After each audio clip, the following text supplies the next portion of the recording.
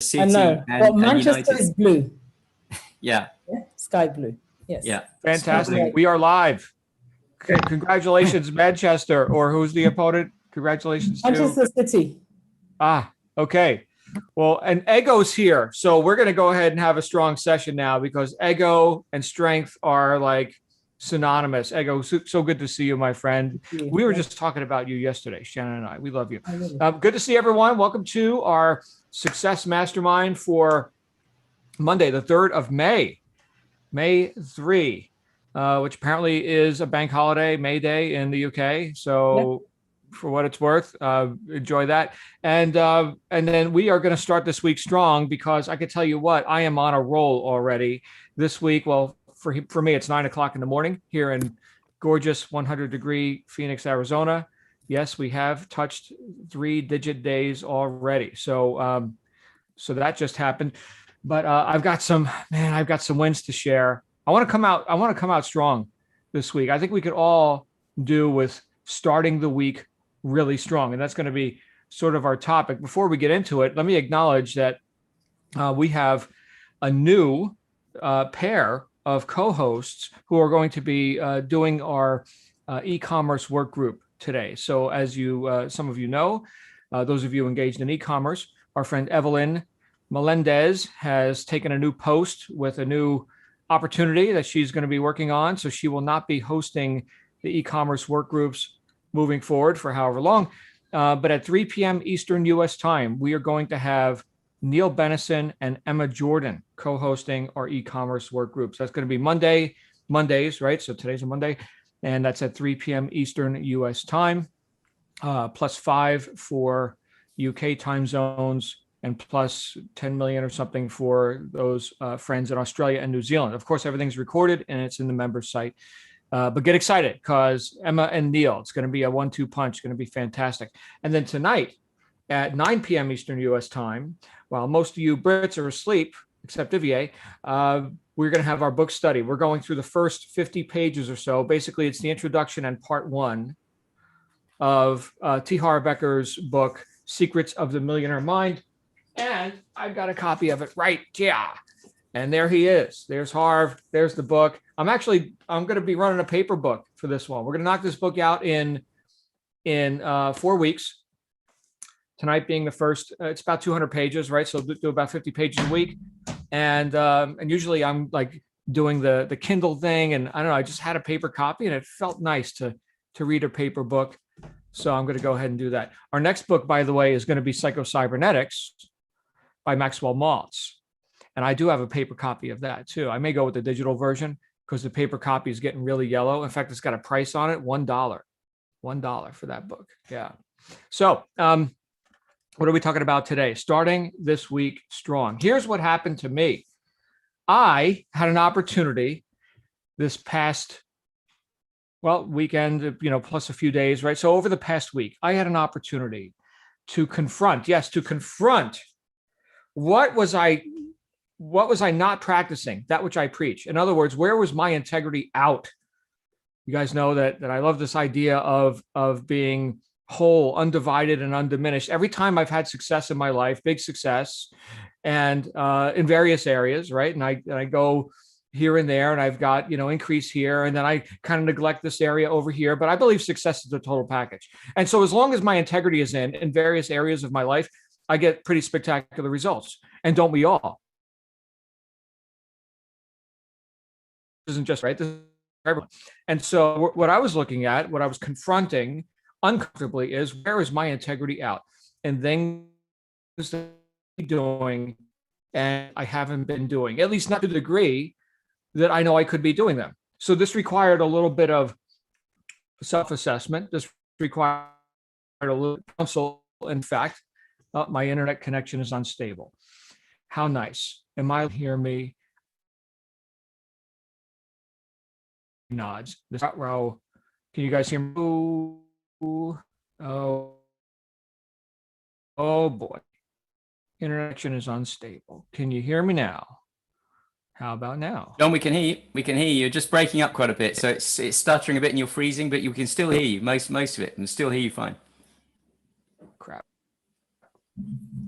You've just frozen on the screen there, but we can hear you. Oh, hang on. Sorry about this. If I am live, this is not the entertaining portion of our event. Can you guys hear me now? You've just come back. You've just come back. It's going in and out, John. You're on now. We can see you now, but it froze up and you went out for a bit. Okay.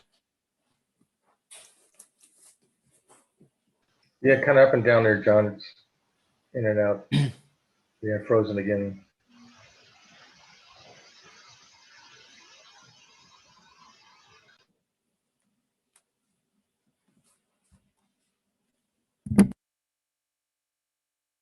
Okay, John's dropped out. He'll probably try and dial back in. Great to see everyone. We could talk amongst ourselves. Bank holiday in the UK. Everyone's on holiday in the UK. So everyone's stateside. Oh, here he is. John, can you hear us? Oh, you're on mute, John. You're on mute. All right, so I'm doing my best. Are we live again? Sounds good, John. It is working now. Okay. Yep. All right, I'm going to go ahead and record this as a backup, and hopefully we'll get this right. Okay, so what were we talking about? We were talking about starting the week strong, right? And so I took the past weekend as well as a few additional days last week to really confront and to also seek counsel on this, because a lot of times I don't see as clearly as I would like to see, because I've got my own filters and I've got my own confirmation biases. Everyone know what I mean by confirmation bias, right? Like, this is what I want to believe, therefore let me go seek evidence to back up what I already want to be true. So not basing decisions on facts, but basing decisions on what I would want to be. Confirmation bias. I think we're all subject to that. And the more objective we can get, which in my case usually requires getting a little bit of distance from my situation, like taking a step back and not being engrossed in it, but actually being the observer of it. And a lot of times I will seek counsel. Hey, what do you think of this? Hey, Adrian, what do you think of this? Look at my mess here. What do you see here? Right? What is this mess? And so, by the way, Adrian's a great guy to get advice from. Okay. So knowing that I have things that I could, now it looks like we're on, hold on a second. Are we on speaker view or gallery view? Sorry, guys, this tech stuff is just, it's having its way with us here today. Well, whatever it is. Yeah. Okay. Perfectly, John. You're on speaker view, I think. We can see you and we can hear you perfectly. Okay. All right, very good. For those of you seeing this on YouTube, it looks like we're on gallery view. Now we're on speaker view. Okay, fine. We're just going to run with this because hell, we could turn our cameras off. The message is the message. No more tech problems. To the gods of the internet, no more tech problems, please. Okay, so I took a look and I had help with this, and I discovered that there is a teaching that I actually got from, and this is not a guy I quote a lot. He was like a heavy duty motivational speaker, and his elocution was very interesting. Anyone ever heard Zig Ziglar? He was very popular. Zig Ziglar, right? And I remember listening to Zig Ziglar recordings back in the 1900s. It was the 1970s, 80s, right around there, 1980s, when I was newer on the path. And but one of the things he said is that do the thing you want to do least, do that first. And I know we've talked about this, right? This isn't like a new datum, like, oh wow, this is a huge thing that I've never heard before. But do the thing you want to do least, do that first. And what Zig said was that, if you put these things off that you need to do, let's say, for example, cleaning the toilet. All right, so for anyone who cleans their house, right, there are different degrees of pleasure, I suppose, and gratification when it comes to which items you're going to clean. And I would say that probably toilets are pretty low on the rank. Okay, so what should you clean first in that case? The toilets. Otherwise, you're thinking, all right, I'm going to go ahead and polish this granite counter. Oh, look, that's beautiful. Oh crap, I still got to clean the toilets. All right, let me excuse me, let me go, polish the stainless steel refrigerator or something. Oh, I still got to clean those toilets. So we're walking around with this mental baggage because we know that we've got to do this other distasteful thing, and cleaning the toilets may not be your thing. Okay. Just think of something that you've been practicing avoidance on. And so that mental weight of obligation and of distasteful methods, doing things you don't like to do, that you get to walk around with that while you do all these other mildly more pleasurable things. Or in the case of total irresponsibility, let's just go play video games or do something unproductive while at the same time still not doing the thing we know we need to do. So I've gotten better with this. And I think this will be pleasing for everyone, because sometimes people think, well, if John's giving the lecture, then John must have, mastered, life and everything. He's manifesting fish and loaves and levitating. No, I'm still working on this stuff, you see. And there is an area of life, which I've talked about before, because it's a big part of business, and that is promotion. And I have found that I can get really busy in urgencies, which are expedient and productive. Okay, it's good, right? Calling clients, closing deals, right? It's good. I could do that stuff in my sleep, and I don't experience the resistance on doing those sort of things. But when it comes to like writing copy and or even, here's the thing, or even working with the team, keep in mind, I don't have to do all this stuff alone. For those of you going through the CEO Freedom program with Shannon and myself, which we're doing a bonus hot seat session at the top of the hour. But for those of you going through that, that delegation is part of this. That's also something that I've practiced avoidance in that area. Delegate. Oh man, I can get it done fast right now myself. Right. So you see, I'm finding that creating promo or delegating the creation of promo or just delegating in general, these are things that I have put off. And so what does that get me? And look for yourself. Okay. So this is, I'm giving you my story now, but see how this works into your experience. Okay. So what am I giving myself? I'm giving myself no leverage. And if, in fact, this came up in the CEO session just on Saturday, I think, if you do everything yourself, you will never get to consistent seven figures. I mean, you can have some spikes, right? Hey, that's nice. But the whole idea of doing everything on your own is it's got to be limited, right? Because we all have only 24 hours. So we're talking about starting the week strong, right? So what is a strong way to start not only your week, but each day, because your week is made up of days, right? That's the components of a week. So how can we start each day really strong? We can follow Zig's advice, which I've handily dispensed and not always followed. And that is to do the thing we want to do least, or cause subordinates or people we've delegated to, team members, cause that stuff to be done first. Because we may not be the only person who has avoided the diligent and direct and undiluted effort to get done that which most needs to be done. Steve Covey said that which matters most must not be at the mercy of that which matters least. And so you can look in your own life and you could see, where have I done more low leverage activities, which are still high integrity? That's good stuff. It's productive. But where have I avoided high leverage activities? Because with these high leverage activities, there's also a delayed gratification. Okay. So me creating course content, for example, right?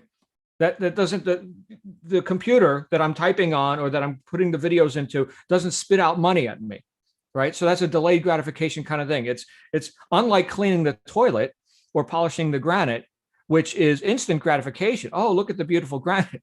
Okay. So that's something pleasing to me, right? Where I can see, and by the way, this is therapeutic, in fact, and we should do this, objective kind of things, because all of us engaged in business, we've got so much significance and subjectivity. It's nice to take a break from that and to kind of hit the reset button and go, dig a ditch or polish the chrome on your Harley or do something other than thinking, right? So objective is very, very therapeutic in my experience. Just go, look at trees or do something, take a walk. But when we get back to the things that will bear fruit, I have found that it's quite often the high leverage activities, the things that are going to produce again and again and again, if I just do them, right? And if I just form the habit of doing them, those are the things which are also delayed or deferred gratification. So I've got to have the discipline to put in an operating strategy, which will induce new habits that I can form over time. Okay. And people say 21 days. Some people say 30 days. I say 90 days. 90 days. You want a habit? 90 days. Go for it. And create the habit of doing this stuff first. Anyway, I've had a big win. Because I did it. I got to the point where I could no longer practice avoidance in certain areas because I was looking at myself. I was looking at myself thinking, you know what? I still got to do that thing. I still got to get a system in place. I still got to, and I'm in a process right now of we're hiring on some people to manage some things that clearly, based on my own statistics, I'm just not going to do. I could talk about doing it. I could say it needs to be done. I can intellectualize about it. Bottom line is, I don't like doing it. I'm not going to do it. And I have to do it, or I have to get somebody to do it. So we're going to hire some people to do some stuff that clearly is not my, remember the old saying, develop your strengths and manage your weaknesses. Okay, I'm going to manage some weaknesses, right? I'm going to develop my strengths and manage my weaknesses. We talk about starting the week strong. We're talking about operating in our zone of genius. This is, again, Shannon, my secret weapon, who's in the next office over there. Shannon is just brilliant.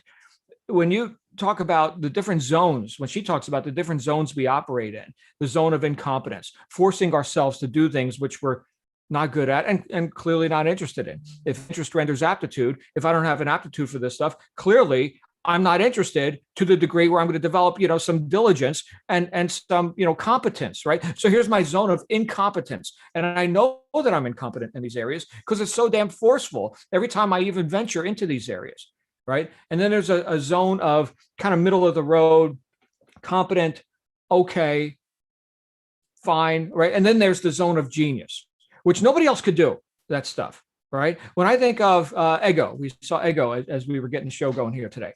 When I think of ego, there are certain things that ego can do, and this is true for all of us, okay? But ego has a certain expression or version of this talent or this product, this production that nobody else in the world can do exactly that, right? Those of you who've read Ego's book, okay? So it's not just about her hair, right? So this is a book based on how she applied her faith into overcoming terminal illness.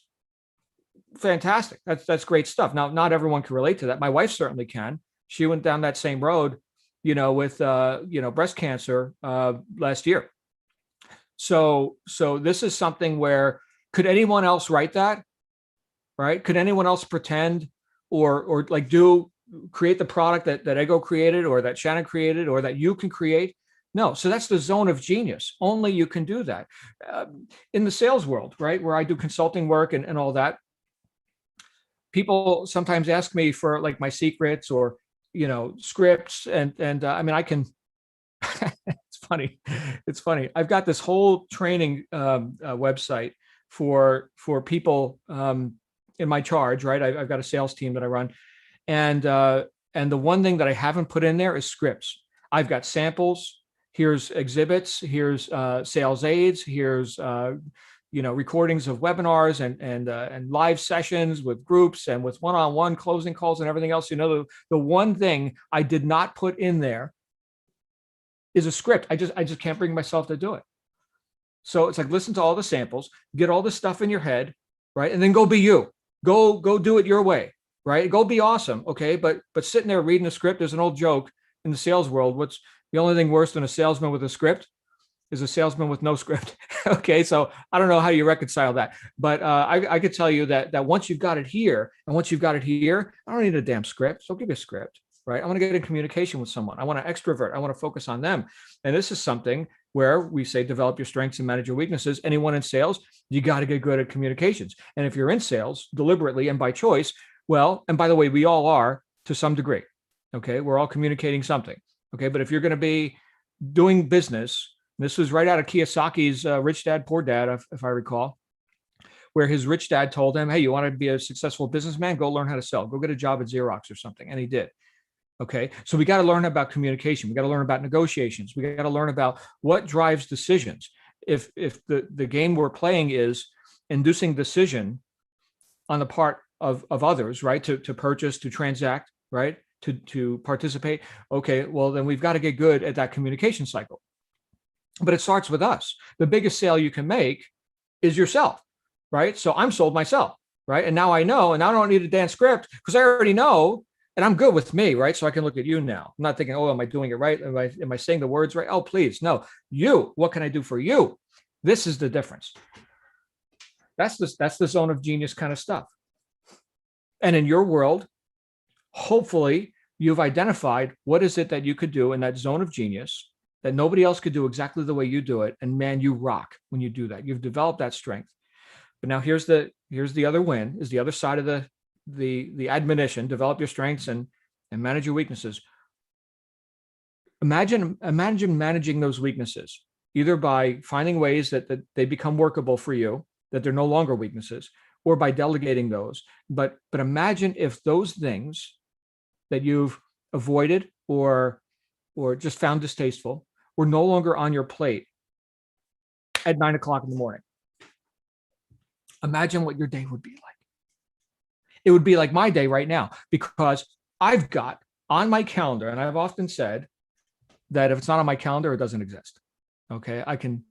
It just doesn't exist, right? If it's not written down on my calendar, and you can use the day planner, the freedom planner, like Shannon is very fond of. In my case, I use a digital version of that. I just use the operating system calendar, right? That works fine. And I got Google Calendar, which synchronizes and all that. But there it is right in my face. As soon as I get home from the gym, and this is for me, guys, do what you want with this. Okay. But where do I get most of my ideas? I've said this many times. You know what, guys, I was in the gym today and I got this idea. Objective action, right? Touching metal, gravity, right? Muscles, great. No thinking. And then in that space of no thinking, there's an idea. So when is my most creative time? Right after I go to the gym. So guess what's on my calendar right after I get home from the gym? Daily promo. I just sent out an email. Imperfect and done. I just sent out an email. Many of you got it, right? We got this hot seat thing coming up in 40 minutes. Fantastic. Well, make that known. You see that?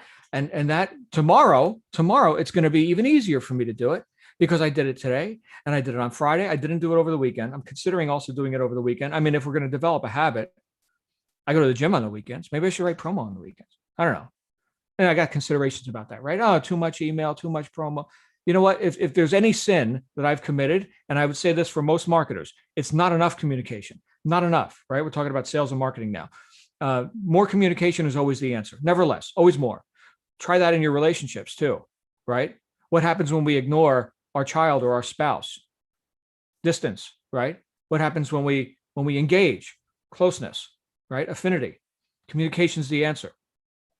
And what communication? Not scripted, okay? But like, here's the idea. Let me go ahead and transfer that idea. Is it going to stick? Is it going to bring in, $10 billion worth of business? Or maybe not. I don't know. But the point is, it's done.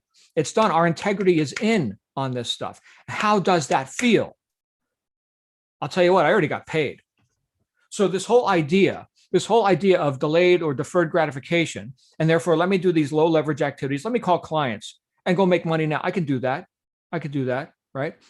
Or let me go ahead and produce something which is going to cause perhaps major increase, not in this next 5 seconds, but major increase, because I've developed this new habit and it's good and right. I have already assessed that. My goodness, I've been assessing it incessantly for eons. Okay. So let me go ahead and develop this new habit. And here's the non-delayed gratification portion of it. I can then go and I can look and I can say, damn it, I did it. My integrity is in. I friggin' rock. I rock. Now go do the low leverage activities, which you have to do also. Clean the toilet, call the client, do whatever you got to do. But do it as the person who thinks that they're awesome. That's the strength. And when my emotional status or state is up, so are my stats. When I feel good, I do good. And there it is on the chart. Man, I'm unstoppable. Somebody gets me on the phone. Edward, get me on the phone. How you doing, John? I'm healthy, rich, and grateful. How about you? Right? Just like that, with no doubt, no question in my mind. Why? Because I already demonstrated it. So this is a statement of strength and confidence and humility on a self-appraisal, right? Humility. So this isn't a braggadocio. Oh, look at me, I'm so freaking awesome. No, it's just that I realized that I have given myself a command and then followed it. Who can succeed in business or in life without some discipline? And this was a quote from a movie that I really enjoyed. What was it called? Lean on Me. It was about this rundown high school in Paterson, New Jersey. So Morgan Freeman played the Crazy Joe, the principal, right, who was taking over the school that was all run down. Kids were doing drugs. It was a mess, right? Inner city New Jersey. And I remember he was lecturing his staff of all the teachers, right, who had let the school go to pot, right? And he said, discipline is not the enemy of enthusiasm. He was admonishing them, right? We got to put in discipline. And that doesn't mean that we're going to be walking around miserable. In fact, we'll be more enthusiastic because we have discipline. I thought it was a brilliant line. It was based on a true story. I don't know if that's exactly what the real Crazy Joe said, who took over that high school. And I grew up in New Jersey. I know that scene, right? And it's a rough scene. But discipline is not the enemy of enthusiasm. Do with that what you will. I put in discipline. Do I seem enthusiastic to you?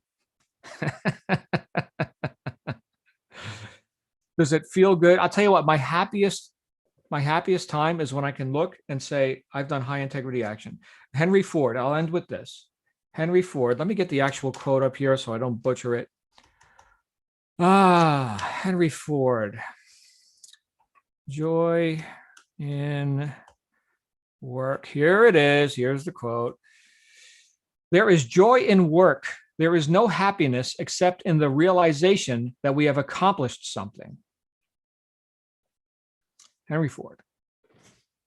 There is no happiness except in the realization that we have accomplished something. So why am I starting my week strong? Why am I glowing right now? At least I think I am. I don't know. You can tell me. There's joy in work. Yeah.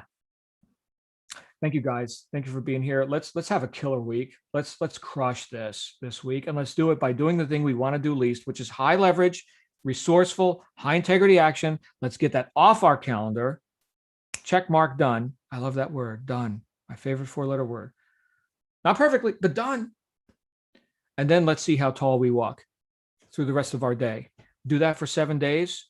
Man, what a week we just had. I can guarantee you your stats will be up because your emotional state will be up. Your stats are up, right? You feel good, you do good. Adrian's got his hand up. I promised to stop talking, so I shall now commence stopping. Adrian, please. John, you fired us up for the week. That was a brilliant booster session, I think. It's all about the wins. As you just said, Henry Ford's identifying the win mentality. You know, if we get the wins, we feel better, we do more. I agree with that. Delegation, though, yeah, you know, we can only be in our zone of genius, as you quite rightly said, if we've managed to declutter and get rid of things that we shouldn't be doing. Funnily enough, there's a recording I was going to mention last week in the Life and Business Tools about this. We had a whole section on delegation. And the point is, you should only do the things only you can do. That's your ultimate goal. If you build and you grow, you want to be getting rid of the tasks to virtual assistants or whoever you can get hold of that can take them off your plate. We should only do the things we have to do, because if you take on things you don't have to do, as you rightly said, you will never leverage beyond a certain point. Your growth will be capped because you have only got a certain number of hours in the day. And the more clutter there is, the more it will detract from this focus, being in the flow in your zone of genius. So I absolutely agree with that, John. But it does mean that you've got to train people, be willing to accept mistakes and let them grow, because you can't get delegates to do things perfectly on day one. And that's where most people give up and say, I told you they couldn't do it, I'll do it myself. And that is where we persistently limit ourselves for good and all time. You've got to be prepared to let things go, delegate, train people, and understand they need to learn how you want the task done. As Shannon says, she writes a procedure for every single process down to the last dot of everything that's got to be done, and trains them and gives them a mini manual to say, this is what I want you to do. Otherwise, delegation doesn't work and it will fail. You'll take everything back and you won't be in your zone of genius. So spot on, I think, John. And, you know, if there are expectations, set down what the expectations are. I want this back. This kind of thing has to be done in the day, done this way. It's all got to be explained, and then there won't be any expectation problems over you not getting it when you wanted it, etc., etc. You're training people to be better than you are. That's your ultimate goal. If they're better than you, you've done a good job. They should be better at that task in the end than you were. And then you've had a successful delegation and you'll be in the zone of genius. That was my thoughts, John. Adrian, that is beautiful. You know, as you were saying that, you write down basically here's the post, right? Here's what it is included. Here's all the tasks. Here's the timelines. And as soon as you were saying that, that reminded me of the SMART goals formula.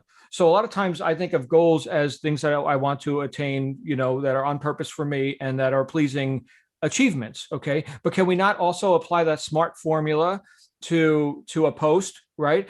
So SMART, for anyone who needs a refresher: specific, S for specific, so not vague, right? M for measurable, so we can quantify, you know, what does it mean? What does it cost, right? A for achievable, right? So that's like realistic, that we can actually do this. And we believe that, right? R for relevant. Does this make sense? Do I want this? Is it something emotionally pleasing for me to get? And then T for time, because work expands to fill the time allowed for it. So let's tighten it up, right? So can we also use that same formula for, you know, here's this post that I'm now going to delegate to someone who may not be better than me. And this is the argument. This is the consideration, is that I can do it better than them. Right? Or I could do it faster without training somebody. So let me just go ahead and do it. Low leverage, you know, treadmill never stops. Never, never, never. Right?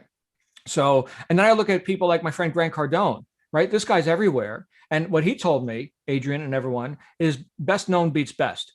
Right? And because I was looking at, you know, here's the content. Is it spectacular content? I think no. But is it out there? Is it everywhere? Holy crap, it's everywhere. It's everywhere. Now he's running this TV show, The Secret Billionaire or something. And so I'm like, this guy has so much promo, right? So much marketing, so much reach, very prolific, right? Mind-shattering, you know, breakthroughs of life? No. Everywhere? Yes, everywhere. So can he do that alone? Of course not, man. He's got a whole staff of people, you know, it's like 100 people working on his stuff. So, yeah, thank you, Adrian. I agree, John. I mean, the biggest enemy is thinking we can do it better and never letting go because of that mentality. That's a bad mindset. But also, the other mentality is accepting mistakes. People get really irate. Look at the delegates made a huge mess of this. Right. They have to learn, just like you could have made that mistake. Most mistakes you could easily have made yourself, just on a bad day, pressing the wrong button. You've got to be tolerant. You've got to be tolerant and encouraging and empowering. You have to empower a delegate. Otherwise, they don't dare do the job properly because they'll be too worried about getting told off. Empower people, positive criticism about what went wrong. Now, providing they don't do the same thing every single time over and over again, you're in the right direction. Yeah. Yeah. Well, then they're fired and you have to delegate to somebody else. But yeah, thinking about it's not going to be right, so therefore let me do nothing. Man, that's a mistake. Yeah. It's one that I've made often. What do you think, Ego OB? Let's get Ego out here. Ego. Hi, John. That was it was so apt. You know, thinking about discipline to induce habits. So everything was really spot on. And I do agree with you, Adrian, about you know, kind of documenting our processes. I would even go a step further, or even and say that we have to be clear on, even if we know we can do it and we want to delegate to somebody else, if we think about the fact that our time is limited, as you said, John, if we choose to do it ourselves, that means we're actually limiting our potential for you know, lots of income, right? So if we know we're good at something, take time to document it, have a flow, and then train someone, as you said, Adrian, train someone to actually get it done, delegate it. And that way we're creating repeatable processes, we're systemizing, and we're optimizing for scale, actually. Because if we do that, then that means we can apply the same principles in every other business that we choose, or every other endeavor we choose to get involved in. So I remember I was kind of struggling with the social media. So I've been on the CEO Freedom Accelerator. I went on the challenge the first time. I've done the the Accelerator program, and it's amazing. For anyone who's thinking about it, I think you should do it. It's actually groundbreaking, right? And just kind of following those principles, I listed out all the things that I needed to do. Then I decide which one do I want to do. I mean, I can do most of them, but do I really need to be spending my time and energy doing that when I can outsource it? And by doing that, I have scaled my my profile online. I have a social media VA. She does all the posts for me, and I get so many compliments.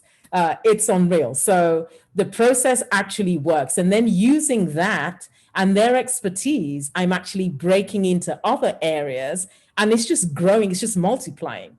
So I could have said, I'll spend the time to do it myself, but there was no point. So, when I hired the VA, there are lots of expectations you have because we believe we know it. But then I think a key element is, I'd said to her, let's have a review after 30 days, observe how they work, observe what they're good at and what they're not good at, and then make them better. So through the feedback that I've given, the review of the processes, this VA is able to serve her other clients better. And it comes back to one of the declarations we made very early on, like probably 9 months ago, where we said we want to be of service to others. We want to add value to lives of others. So although I'm paying her to do the job, she's actually enriched through the engagement with me. She's learning about tools, she's learning about processes, she's learning about technology, and she's using that to increase her value in the marketplace. She's getting more clients. She's able to offer broader range of services to her clients through engagement with me. And then that's kind of the relationship that we have. She's coming up with ideas because she's the expert in this area. So it's really a win-win situation. So yeah, thanks for that. Fantastic. And I totally relate. I look at social media and I see this mountain of variables. And so that is definitely an area of delegation for me. Yeah, beautiful stuff. Thank you so much. Emma's here. Hey, Emma, our new co-host for e-commerce work group. Emma, I owe you a call back. It's been a crazy weekend. How you doing? No problem. Don't you worry. That's fine. I was just going to add to what Ego had said, really, which was kind of in the past where I've had people and I've had to delegate things out. Where you get the best out of them is asking them to clarify and to come back to you with what those processes are, so they really understand what you've kind of given them. And it's almost like you get the best out of them by giving them the most time to be able to set themselves up right in the first place, don't you? Because if you don't give them good direction, you don't give them good process, then obviously you're setting them up to fail. And, I totally agree. The more knowledge you can pass to them, you're only as good as your team, and they should be part of your team. And it's important to really value them, isn't it? And to make them grow, because you also need to have that long-term investment. Even though they might be a VA, you kind of want to think, well, actually you want them to stay with you and actually probably progress through that. And for me, definitely, that's kind of my next step, which is embarking on finding a VA to do more the social media and really expanding, because that isn't my form of expertise. And like you say, you learn from them, they learn from you, different processes, and then hopefully your whole business can then flourish and grow. So yeah, I think it's a really apt topic, definitely. And it's just making sure that you put that time in with them. So even though it is, it might seem quite difficult at the beginning, but almost if you set them up correctly, then you're going to have a better process going forward. So Beautiful. Thank you. And Emma, people delegate to you in areas of genius for you, right? So that's kind of what we're talking about here. You can't be all things to all people, but my goodness, I own this space, right? So let's acknowledge, what are we strong at, because we're interested and we've got this huge genius in this area, and let's stop lying to ourselves about what I'm not going to engage. I know that I'm not going to do it. I could talk about it. I could think about it. Do it? Yeah. I got something else I need to do right now. I can go for years. I've gone for years like that. And it's also probably I think the key thing is, it's probably the areas that I then push to one side. And it's those areas that actually, by just paying somebody to have that expertise or to help you, speed your whole process up, that actually gives you that freedom to be more creative and then drive your business forward, don't you? So yeah, that's a real key learning point, I think, especially when you are an entrepreneur and you're driving it yourself. You have, I know I had this habit of holding it all in, and now it's just like, no, I'm not good at finances. I'm not good at social media. There are things I want to learn, but actually, would you be quicker by getting somebody who then really gives you that support and knowledge? And then you learn from them, like Neil with his PPC. I know for a while he's streaks ahead of what I've learned because he's focused on it. He's niched down onto it. And Mandy, when she comes to do a report, I'll be full on like getting Mandy to help me, because they're the things, actually, they're not things I really want to do either. It's kind of, do what you love doing and give out what you don't as well. So yeah, that's what I'd say. That's beautiful. And for me, I find it unfathomable that someone would enjoy accounting and reports and spreadsheets, like unfathomable. But thank God that there are such people on planet Earth. Right? Good stuff. Anybody else today who's starting their week strong? And remember, the mechanism for me, okay, do what you like, but the mechanism is put it on your calendar as one of the first actions, right? When you're most creative or, full of energy, like in my case, right after I work out. Stefan, welcome, sir. What thinks you? Let's get Stefan out here. Hey guys, how you doing? Good. So yeah, it's funny. I'm sorry for coming on late.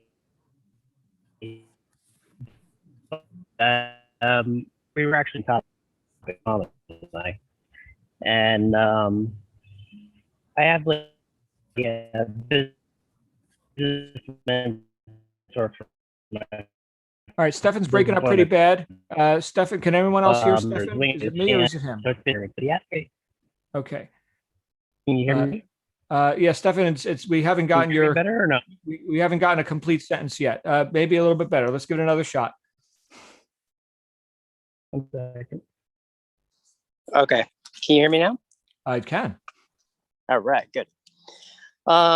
So yeah, no, I was saying that my mentor asked me yesterday a question which I wasn't prepared to answer, and it caught me off guard, which was, where do you see yourself in 5 years? And I was like, I honestly don't know right now. And it's largely because of like how many things are up in the air at the moment. I have 2 surgeries to schedule back to back pretty much on my shoulders. First my right, then my left, and a bunch of other stuff. And so it's like, I don't know what goals to even put down, because I don't even know what's happening next month, let alone next year. Okay. Well, what do you want? Right? That would be the question. And not what do you think you could accomplish, but what do you want? That's the question. And then if you can get specific about that, right, this would be the ideal scene. I'm not saying you could get it. I'm just saying that that's what you want. Okay. So then we have an idea that we can then quantify in terms of time. All right. Well, I think I could do this in 5 years. Okay. But it's all based on an ideal scenario. What is success? Is the progressive realization of a worthy ideal. The big variable, the big arbitrary in all of that is time. Right. So perhaps your mentor gave you I think a very good question. And it's one that I've had to ask myself a few times. And if I've just been fixated, if my attention's just been fixated on what's really close to me right now, and I can't think that far out because I'm in a state of emergency. I'm in crisis management. I'm in desperation, like a rat looking for cheese. It's hard to think in futures, but that's truly I'm still starting to come out of that after this winter. Yeah. Right.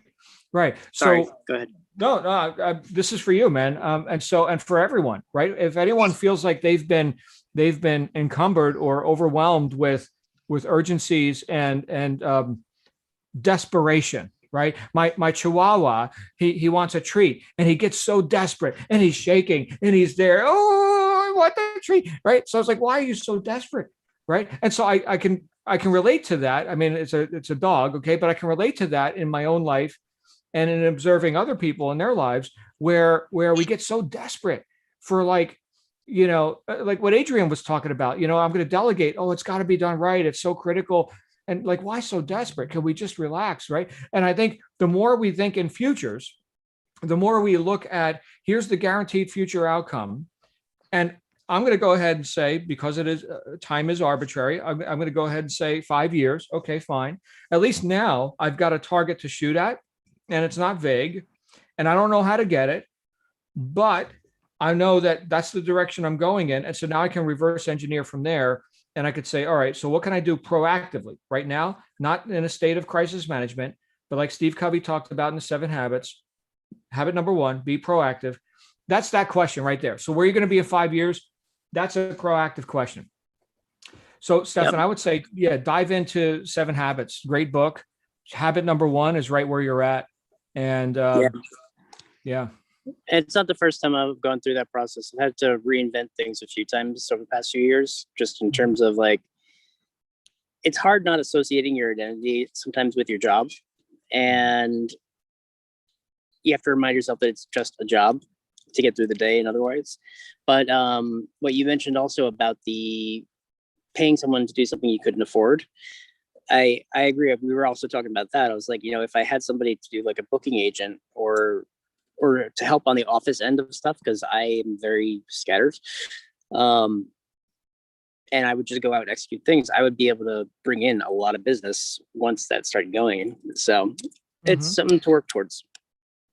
Okay. And just to clarify, we didn't say hire people to do stuff you can't afford. We said hire people to do stuff, or delegate. I said delegate, which may or may not be a transactional thing, but delegate things that are not in your zone of genius. Ego, you had some ideas on this. Can you jump in here? Ego. Yeah, just something I wanted to add for Stefan. So you mentioned not being able to separate your identity from your job. Many of us, who have jobs are we kind of tie ourselves to our identity to that. But I went through a phase last year where I started to started to think about who I was. So if that part of my life were removed for whatever reason, through separation, walking away, or whatever it was, who would I say I am? So I would suggest you start to think about, your values, your beliefs, rather than, how you're seen in the workplace. So say, for example, somebody says in the past, someone says, what do you do? What do you do isn't where do you work or what do you do as a job? It's really, who are you? What are your values, right? So if you can maybe start to practice thinking about, what it is you want to give to the world. What are your values? What are your beliefs? So rather than say, I'm a technology strategist, I've actually reversed that. And I would say I'm somebody who's passionate about, giving back or creating value to others. That's the first point. Then the job comes after. But I don't lead with the job now. So that way I'm able to separate myself from the job. John said it a number of times, how we are to separate ourselves from, remove emotion from, whatever it is we're doing, separate ourselves from the event. So it's a job, it's necessary. However, it's not who you are as a person, and it doesn't really define you. What you are and who you are is that thing which excites you, that value that you bring, your personality, your purpose, your passion, rather than the job, because jobs change. I could be one thing today and then something the next day. But who am I deep down as a person? What am I passionate about? What are my values and what are my beliefs? That's really who you are. So I would probably try and flip it round and kind of practice thinking that way and saying that all the time. It's a really good idea. I'm gonna give it a shot. Thank you, Ego. Thank you. Thank you, Stefan. very Adrian, you much. had a comment? You wanted to jump in on this? Yeah, if I could, John. Stefan, again, I think this whole idea of not being able to afford it, Stefan, yeah, as John said, what we were saying was don't do anything you don't need to do yourself and delegate. But this whole affordability thing is the killer, and it's what stops probably a massive percentage of entrepreneurs going any further. They'll stay as a very small business, one-man band, one-woman band, because they don't take the plunge and say, I've got to find a way of clawing my way out of doing everything myself. So allocating funds to that is absolutely critical. You've got to find a way. We waste a lot of money, all of us, on various things we don't even notice. If you just put a little bit of that into getting online help or help from a VA, which Shannon will tell you, she's gone through sessions on those recordings in Brand Builder about how easy it is to get somebody, for example, in the Philippines on the site she mentioned, and get fairly affordable help. And if you just got a bit of affordable help, just imagine what you could do with that creative time. I would be a lot better off, because I'm very, very creative, but I have 1,000 ideas that pop in my head at once. And well, what John is saying, Stefan, is that's your zone of genius. You should be in it. You should just stay in it. And your biggest challenge seems to be to get rid of everything else. And it can be done. Somebody's just posted, but Ego's just posted $5 an hour for a VA. $5. That's it? Stefan, if you don't go to Starbucks one day, you can buy an hour from a VA to get rid of some of your admin. If you went to Starbucks not at all this week, you got 5 days worth of VA cover. Just imagine that, Stefan. So we can all do it, and we all think we can't, but we all can. Now, higher level functions are going to cost you more, but then you can work on that as well. When you see the amount you're going to make, as John's trying to impress on us all, if you could see the energy you would release and the amount you would make from that creative energy, you wouldn't even hesitate. You would find that money somehow. And it's got to go into your budget. It should be on top of the priority list. Delegation money on my budget to get into my creative zone is key. And it will change your whole life. I'm sure it will. I mean, we've all fallen into this trap, all of us. Yeah. Awesome. Thank you. Thank you. And to hear that coming from Adrian, look, we've all fallen into that trap. Sometimes we put people on pedestals. I can tell you that Adrian's got so much experience in life and in business and in legal and all the other things that he's had his hands in. And Adrian, to know that you too are not immune from these tendencies, right, is I think pleasing for us to all know. Can I comment on that, John? I mean, I started off the first business with one table and no clients. And of course, you live in fear. And fear is the problem because you're worried about the next bill, the next fee, how you're going to pay the bills. Right. So you tend to hold back on engaging or committing in delegates, employees, VAs, because you don't think you can afford it. But actually, that's a false economy. It's the single most important expense on your list because it gets you forward to spend the time on marketing, promotion, as you were saying. Every day, I started the day by going through all the articles, the online articles, the newspaper. And if there was anything that I thought was relevant to my potential clients, I'd send it to them straight away. In those days, it wasn't email so much, but it is now. It's so much easier now. So promotion every day. But if you haven't got that time in the first place because you're busy paying the electric bill, you're not going to do any promotion. So it is a false economy. And, I've been there. We've all been there. I started out with no funds coming in. You don't want to spend anything. You're worrying about the postage stamps. You've got to break that mentality. You've got to break it. Nobody economizes their way into wealth, so this is great reminders. My goodness, we got Ingrid here. Ingrid with a happy healthy goose. Come on out, Ingrid. Hi. I only caught the last 10-15 minutes, but it's such a great topic. I have a quick question. So are you telling me that I could actually get someone to make my Facebook groups and Instagram stuff for me? And where do I find them?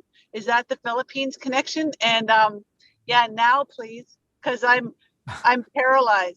Oh, well, you're working with me and Shannon on accelerating this whole process. So yeah, we're gonna take that up. Because Yes. yesterday we were talking about, getting the groups going, and that was all wonderful. And then I've just become like an ice block. I'm like, no. Ice block. Okay. All Excellent. right, Madam Ice Block. That's good. She plays a mean violin though. So yeah, Ingrid, we'll get on that. And there is a link here in the chat, and it's that's one of the places where in the Philippines, in this case, they have people that want work, and the exchange rate and how their money works and stuff. It turns out to be pennies. Yeah. So we can all benefit. Yeah. Super. I'm on it. Okay. Thank you. Oh, you're so welcome. We're gonna have some more time with you on that. Edward, we're gonna wrap up after Edward. What's up, Edward? Okay, this is the perspective I have on this whole conversation, and it's absolutely on time for me. I'm one of those kind of people that I see something, I want it, and I do it, and I find myself in a lot of situations that aren't fruitful like I want them to be. Like, say, for instance, I want to find, a scenario like we have here, but on the way, you spend a lot of money to get here, and it was with other people. So that means that it limits where you are right now and what you can do right now. So maybe my spirit of discernment is not what it needs to be, but the results I'm getting right now are not where I want to be at all, but I spent bunches of money on it. So maybe, some insight on that could possibly help. I'm not sure. Edward, call me today. Okay. I'll give you a ring. But we got to talk. Okay. All right. So we're gonna get some stuff going here, guys, gals. What a great and strong way to start the week, right? Let this set the tone. Let you set some expectations for yourself for this week, that you're going to start it or that you're going to complete it with so much further down the road. Not that you have to do everything yourself, but that you're doing the most vital things and you're doing them early in your day. And then that more powerful, and yes, the person who just got paid emotionally, that's the person who's going to go and now do these other things as well. So hopefully we made some sense here today. I love you guys. Catch up with Emma and Neil on our e-commerce work group at 3 p.m. Eastern. And then let's review the first 50 pages of this book tonight at 9 p.m. Eastern. I will see you guys there. Have a good one. For those of you joining us in the hot seat CEO Freedom Challenge,